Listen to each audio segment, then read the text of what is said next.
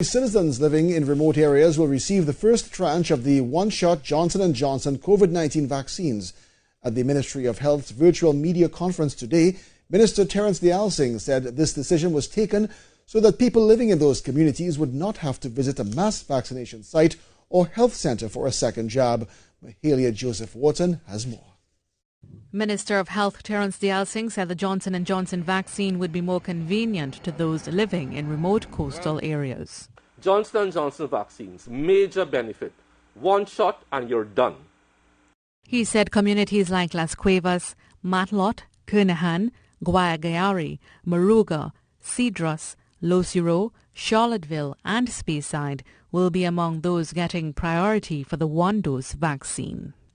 There are many areas and pockets of communities in the coastal areas and even inland that want to be vaccinated but don't have the wherewithal to be transported twice to a mass vaccination site or even go to a health centre.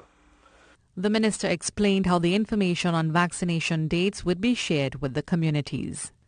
The communities will be primed a couple days before via the MPs, their councillors, the RHAs, miking, messaging, so on, giving you the information.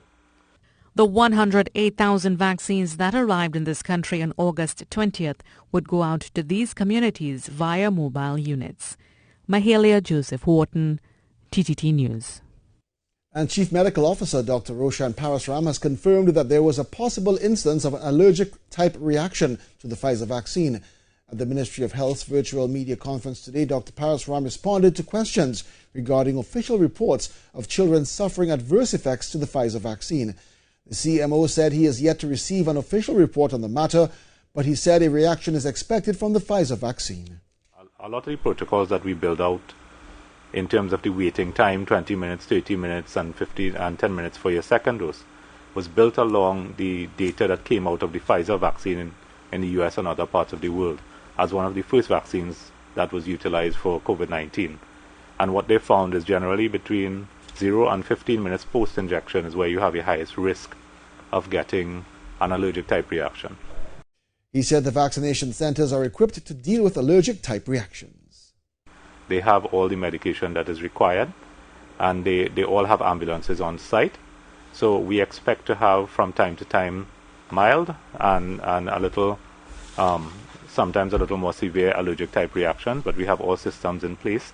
As I said, we had one suspected case from the North Central Regional Health Authority, not confirmed and not reported to me officially, but I have heard from the Primary Care General Manager of that case.